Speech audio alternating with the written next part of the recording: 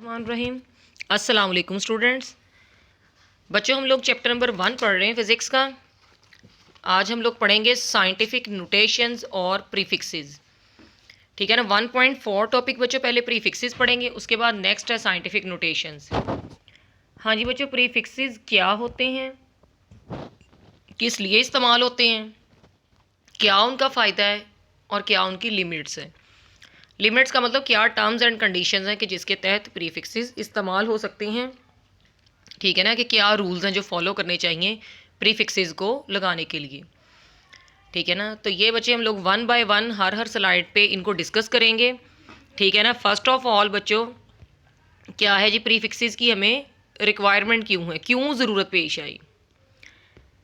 Science में बच्चों बाज़ क्वांटिटीज़ बड़ी भी हमें मिलती हैं और बाज़ छोटी क्वांटिटीज़ से भी वास्ता पड़ता है। छोटी बाज़ बहुत छोटी हो जाती हैं और बड़ी बाज़ बहुत बड़ी हो जाती हैं। एक ही यूनिट से उन्हें प्रेजेंट करना मुश्किल हो जाता है। जिस तरह हमें पता है कि 1 किलोग्राम में 1000 ग्राम होते हैं, लेकिन अगर हम लोगों ने सालाना गंदम या चावल ख़रीदने हों तो हमें ग्राम्स जो यूनिट है वो सेटिस्फाइड नहीं करेगा। मैं कहूँ हाँ जी मुझे 10,000 ग्राम्स चाहिए जी, 10 किलो अगर मैं कोई चीज़ मंगवा रही हूँ लार्ज क्वांटिटी में, तो इट्स मीन कि वो फिर इतनी बड़ी रकम इस तरह या इतना बड़ा डिजिट बोलना अजीब सी बात होती है। इसी तरह ही जो है वो छोटी वैल्यूज़ में भी, मैं कहूँ मेरे पास 0.00335 वॉट का एक बल्ब है जी, या 0.402 ग्राम मेरे पास जो है साइज़ की एक टैबलेट है, तो ये सारी वैल्यूज़ जो है बच्चों एक बहुत ज़्यादा बड़ी वैल्यू बोलना भी और बहुत ज़्यादा छोटी बोलना, दोनों एक नामुनासिब सी बात है। तो प्रीफिक्सेस की यहीं से बच्चों ज़रूरत पेश आई। इंसान ने जब नंबर्स बना लिए, गिनना सीख लिया, ठीक है ना, और बेस और ड्राइव्ड यूनिट्स बना लिए, अगली उसकी ज़रूरत पड़ी कि हाँ जी इन यूनिट्स के साथ साथ हमारा गुजारा नहीं है, कुछ हमें जो है ना प्रीफिक्सेस बना लेने चाहिए, वो इस्तेमाल करने चाहिए। ठीक है ना।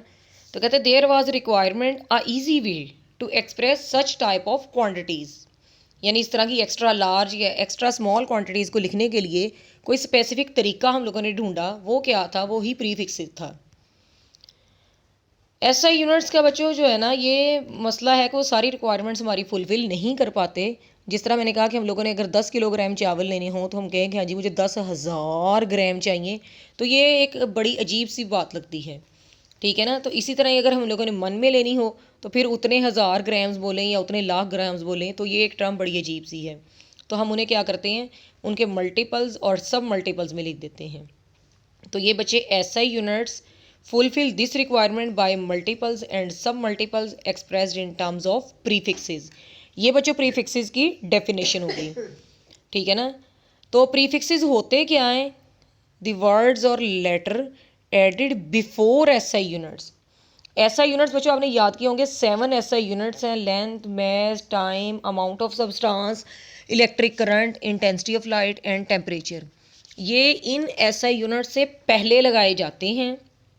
ठीक है ना। ये क्या होते हैं, लेटर्स होते हैं जो एसआई यूनिट से पहले लगाए जाते हैं। ठीक है ना। क्या ये कुछ की एग्जांपल्स दी हुई हैं, किलो, मेगा, गीगा, मिली, ये को दी हुई हैं। तो बुक पे बच्चों आपको ये साइड टेबल पे आपको काफ़ी डिटेल्स में दी गई हैं ये वैल्यूज़। ठीक है ना। ये डिटेल सारी की सारी जो है इधर भी मैं स्लाइड पे भी आपको शो कर रही हूँ। तो ये बच्चों आपने याद करना है टेबल। ठीक है ना। टेबल में बच्चों ज़रा देखो 10⁻⁴ पॉजिटिव में भी हैं और नेगेटिव में भी हैं।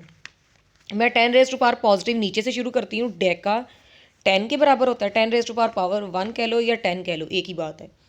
दूसरा हेक्टो 10⁻² यानी 100 के बराबर है ये। ठीक है ना। किलो 10⁻³ यानी 1000 के बराबर है। मेगा ये 10⁻⁶, गीगा 10⁻⁹, टेरा 10⁻12, पीटा 10⁻15, एक्सा 10⁻18। अब बच्चों यहाँ पे एक चीज़ देखो, ये मेगा, गीगा, टेरा, पीटा, एक्सा, इन सब के आखिर में ए आता है। ठीक है ना। और ये सारे के सारे इंग्लिश लेटर जो कैपिटल अल्फ़ाबेट्स में इनको लिखा जाता है।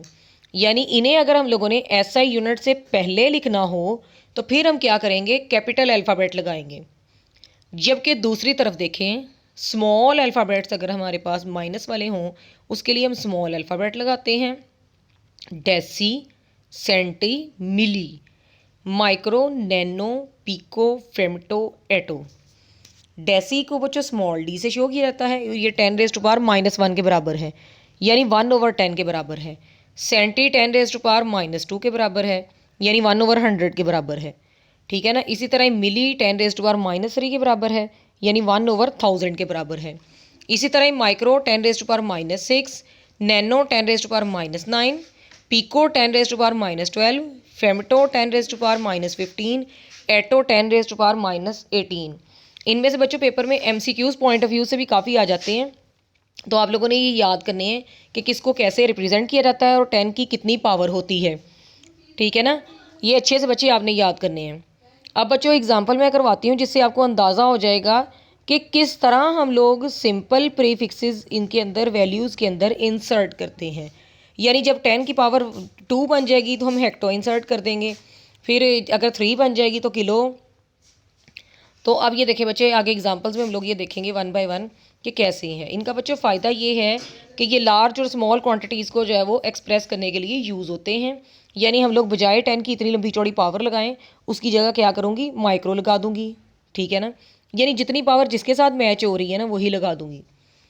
ठीक है ना। और ये देखो ज़रा, फ़र्ज़ करो बच्चों आपके पास दिया हुआ है 20,000 ग्राम, इसको बच्चों हम 1000 पे डिवाइड करेंगे, तो ये क्या कहते हैं, इंटू किलोग्राम। हेयर 1 किलोग्राम जो है ना वो 1000 ग्राम के बराबर होता है, यानी 10⁻³ ग्राम की होता है। तो बच्चों 20,000 को हम लोग क्या करेंगे, 1000 पे तकसीम कर देंगे, तो ये कितने बन जाएंगे, 20 किलोग्राम बन जाएंगे। ठीक है ना। इसी तरह बच्चों 20,000 ग्राम जो है वो क्या बन जाएगा, 20 × 10⁻³ ग्राम, जो कि बराबर है 10⁻³ की जगह हम क्या लिख देंगे, किलो।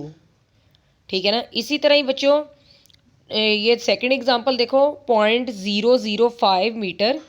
ये बच्चे ज़ीरो देखो, जो 5 है ना उसके पीछे ज़ीरोज़ हैं, इसमें हमने पॉइंट को आगे लेके आना है। कितने दर्जे लेके आए, 1, 2 और 3, यानी एक बार 1 0, दूसरा 0 और तीसरा 5 तक हम लोग इसको लेके आए घसीट के। तो ये बन गया 10⁻³ माइनस इसलिए बनना है कि पीछे से हम 0 को लेके आए हैं। ठीक है ना। तो ये बन गया 10⁻³ मीटर, जो कि बना 10⁻³ पीछे टेबल में बच्चों हमने पढ़ा है कि मिली के बराबर होता है, तो ये बन जाएगा 5 मिलीमीटर्स। ठीक है ना बच्चों, ये कुछ एग्जांपल्स। नेक्स्ट बच्चों देखो इनकी लिमिटेशंस बच्चों, ये हदूद कि हमें क्या करना चाहिए। बच्चे एक प्रीफिक्स ही एक टाइम यूज़ होता है। जिस तरह मैं कहूँ कि हाँ जी लेंथ को जो है ना वो मैं टाइम में ऐड करने की कोशिश करूँ, तो ये नामुमकिन सी बात है। ठीक है ना। यानी हम लोगों ने क्या करना है, सिर्फ एक ही प्रीफिक्स एक दफ़ा लिखना है। हमने बस जब भी वैल्यूज़ पुट करने लगना है एक ही प्रीफिक्स को एक दफ़ा लिखना है। ठीक है ना, 2 प्रीफिक्सेस लिखने की कोशिश नहीं करनी है। यही लिखा है कि double prefixes can not be use with 1 physical quantity. ठीक है ना। इसी तरह ही हम लोगों ने क्या करना है कि अगर कहते हैं no prefix can use with kilogram, because kilo जो है ना वो क्या है, खुद एक प्रीफिक्स है, कि किलो के पीछे आपको कोई भी प्रीफिक्स लगाने की ज़रूरत नहीं है। ठीक है ना। अब देखो ज़रा बच्चों, देखो कहते हैं जब हम लोग लो से हाई में जाएंगे तो हम लोग मल्टीप्लाई करेंगे, और जब हाई से लो में आएंगे तो डिवाइड करके आएंगे। तो ठीक है ना, ये बच्चे ये काम प्रैक्टिस से आपको समझ आएगा कि किस तरह हम लोगों ने कब मल्टीप्लाई करना है और कब डिवाइड करना है, लार्ज से स्मॉल में और स्मॉल से लार्ज में। अब बच्चों ज़रा देखो